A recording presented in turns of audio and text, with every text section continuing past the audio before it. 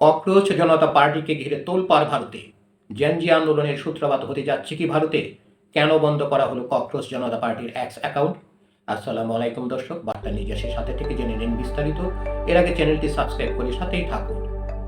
ভারতে block cockroach জনতা পার্টির x account. ভারতে ব্লক করে দেওয়া হয়েছে আলোচিত ব্যঙ্গধর্মী প্ল্যাটফর্ম ককরোচ জনতা পার্টির এক্স অ্যাকাউন্ট। বৃহস্পতিবার 21 মে নিজের ব্যক্তিগত এক্স হ্যান্ডেলে এ তথ্য জানিয়েছেন সিজেপির প্রতিষ্ঠাতা অভিজিৎ দীপককে। একটি স্ক্রিনশট শেয়ার করে তিনি লেখেন, যা হওয়ার ছিল সেটাই হয়েছে, ককরোচ জনতা পার্টির এক্স অ্যাকাউন্ট ভারতে বন্ধ করে দেওয়া হয়েছে। তবে এক্সে নিষিদ্ধ হলেও সিজেপির ইনস্টাগ্রাম অ্যাকাউন্ট এখনও সচল রয়েছে।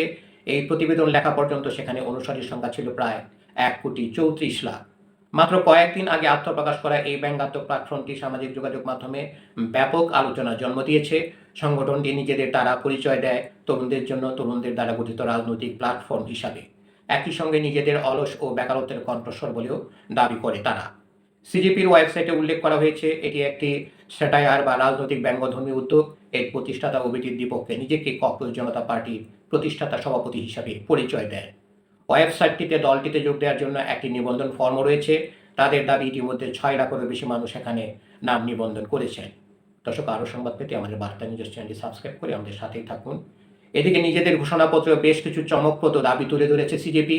এর মধ্যে রয়েছে প্রধান বিচারপতিদের অবসরের পর রাজ্যসভায় যাওয়ার সুযোগ বন্ধ, সংসদ সদস্য সংখ্যা না বাড়িয়েই নারীদের জন্য 50% সংরক্ষণ এবং দল বদলকারী জনপ্রতিনিধিদের জন্য 20 বছরের নির্বাচনী নিষেধাজ্ঞা।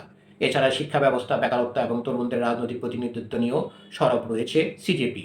বিশ্লেষকদের একাংশের মতে বাংলাদেশ, শ্রীলঙ্কা ও নেপালের মতো ভারতীয় জেনজি প্রজন্মের হতাশা জমতে শুরু করেছে, আর সেই ক্ষোভের ডিজিটাল প্রতিচ্ছবি হয়ে উঠেছে ককরোচ জনতা পার্টি। যদিও এটি শেষ পর্যন্ত বাস্তব রাজনৈতিক দলের রূপ নেবে নাকি শুধুমাত্র সামাজিক যোগাযোগ মাধ্যম ভিত্তিক ব্যঙ্গ আন্দোলন হিসেবে সীমাবদ্ধ থাকবে তা এখনও স্পষ্ট নয়। তবে ভারতের তরুণদের একাংশ যে প্রচলিত রাজনীতিতে নিজেদের প্রতিনিধিত্ব খুঁজে পাচ্ছে না, সিজেপির উত্থান সেই বার্তাই আরও জোরালো করে তুলেছে। ধন্যবাদ সবাইকে এতক্ষণ ধরে আমাদের সাথে থাকার জন্য। আরও সংবাদ পেতে আমাদের বার্তা নিউজ চ্যানেলটি সাবস্ক্রাইব করে আমাদের সাথেই থাকুন।